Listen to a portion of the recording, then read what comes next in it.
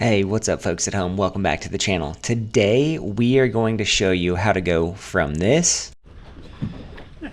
My dad caught someone's dirty tube sock. To a lot more success in catching ones like this. Big one? Oh yeah!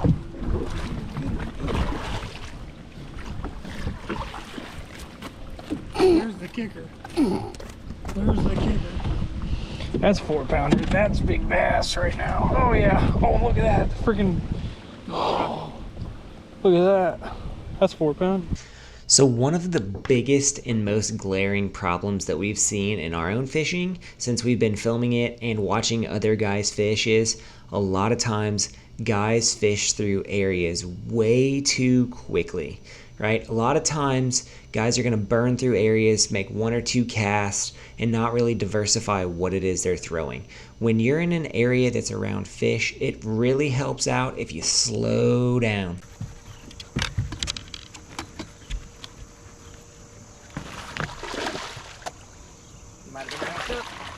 You're gonna be close too. Oftentimes when the bite gets tough, you really have to slow down and milk an area. So here me and Caden are fishing basically what amounts to a creek arm or an outflow on Palestine Lake in the tournament we fished. And a lot of guys have burned through here with a frog. A lot of guys have burned through here with topwater baits. We haven't gotten any baits, so we slowed down and started flipping and picking it apart. I'm throwing a Geecrack bellows gill. Caden's throwing a Rapala Crush City Craw, and we're really just slowing down, milking high percentage areas. Here you have a dock that leads up into a stand of pads. We'd been getting bites around pads, so stands to reason if you slow down and really milk some of these areas, you're gonna get more bites.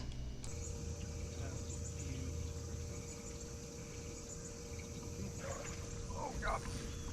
Stop. Yep. Maybe, I don't know.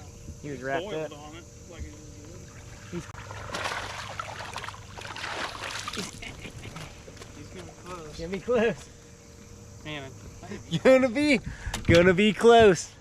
Now, slowing down doesn't mean be inefficient in covering water. It means slow down and present your bait to the target from multiple different directions and really make sure that you're covering that area where you know fish are or are going to relate to. Slowing down your presentation is key. Not slowing down the covering of water, but slowing down how you're presenting that bait and where you're presenting that bait can mean the difference between getting the right bites and getting no bites at all. It's a super important concept. Got one? Good one?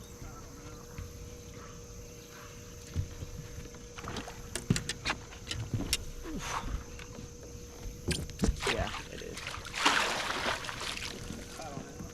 I don't know. It's gonna be close. Man, did he eat that or what? Chonked it. The second tip is fish high percentage areas from different angles with different baits. So high percentage areas, example here, we found a patch of grass out deep that everyone was running over and nobody else was looking at. It's a high percentage area. It's out on a drop. It's a very small piece of grass, and we found some quality fish relating to that grass.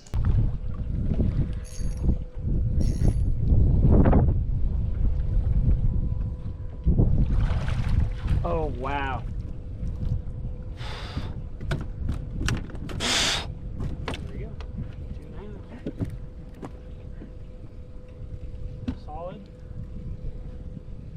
Solid. Look at that one! That's when you get excited about right there. On a drop shot. Let's go. Solid.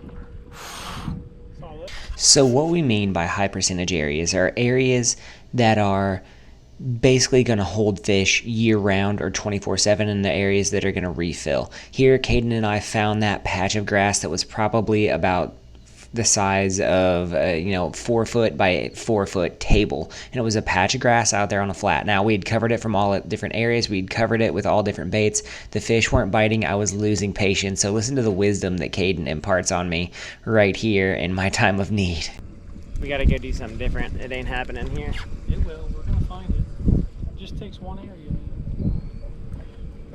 Go get antsy. Run patience. Less than 2 hours. We got this. heads down, fish a little slow.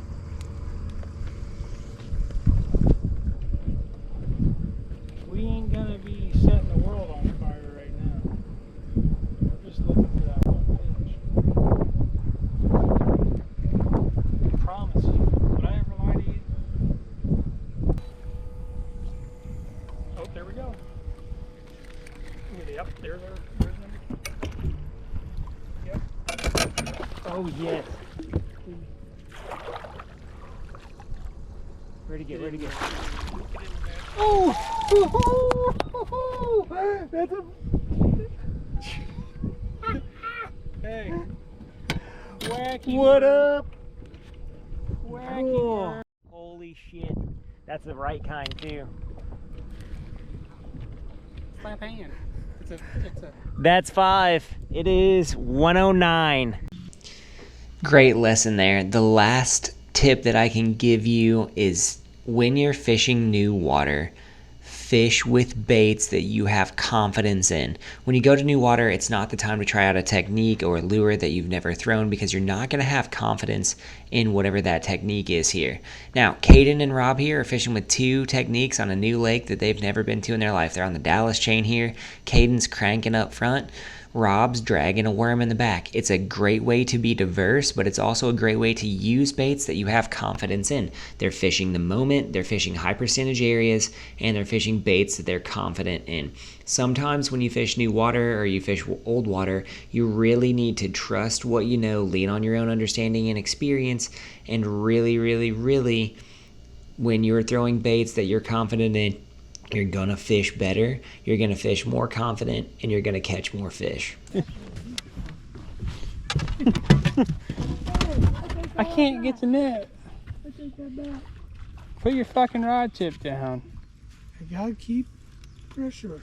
Steady fucking pressure. It's a smallie. No, it ain't. Yeah, it is. No, it ain't. Yeah, it is. Oh, nice. Is it gonna make it? I don't know. Where's the... When you are fishing with confidence, it allows you to put the bait in places where you feel confident that there's bass. It also allows you to slow down and really milk certain things in different places. And it leads to more bites because if you're fishing with confidence in the bait that you have, you're going to get more bites, you're going to catch more fish simply because you're willing to trust that lure to do what it is you need it to do. There you go. I was sitting down. I was Bill dancing. I was Bill dancing. Quit.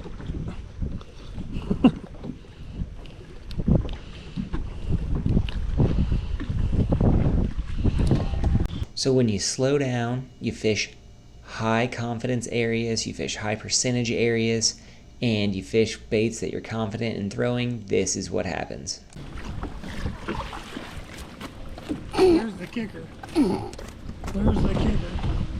That's 4-pounder. That's big bass right now. Oh yeah. Oh, look at that. Freaking. Oh, look at that. That's 4-pound. Nice. Chuck, nice. Big friend. Hey. Hey. You called it. Now we got 3 more.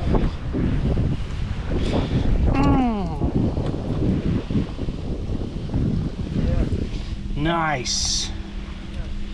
So Caden and Rob fished a 2-day classic, 2 different bodies of water. They ended up in the money, cut a nice check, fished 2 lakes that they had never fished before, slowed down, really milked a lot of certain places where there are high percentage areas and there's going to be fish with baits that they've been confident in, they've been using all year. Fishing is just situational. A lot of times you got to read the water, you got to read what's in front of you. When you're fishing new lakes, to be a better fisherman, sometimes it just means slowing down and dancing with who brung you, knowing what lures you have confidence in and what situation, and then trusting your gut to make the right call. A lot of times we make things far too complicated, and sometimes it's easier to trust your gut and go with what you feel versus trying to be fancy or new and do something that you're not used to doing. They came really close to big bass. I think they were ounces away on big bass for that, but they ended up cutting a nice check in the classic here and weighing in a solid bag of fish. If you guys enjoy what's going on the channel right now, give us a like, subscribe, let us know what we can do in the comments to do better videos. We got a bunch of stuff planned here for fall fishing. Fishing's getting better. Exciting things are coming to the channel. Hit those links on Omnia. Shout out to Tony and Dale here for getting in the money. Shout out to Caden and Rob here for getting in the money too. That's big news. Hey, thanks for hanging out with us today, guys. We hope you enjoy everything on the channel, and we'll see you next time. Yeah, that's in my pocket, remind me. No. Third place goes to Weaver and Haddix with a 2-day total of 13.48 pounds. Nice job, guys. There goes the ticket right there. Fourth place goes to Roberts and Roberts. 2-day total of 13.04 pounds. Good job, guys. Yeah. And fifth place goes to Trimble and Trimble with a 2-day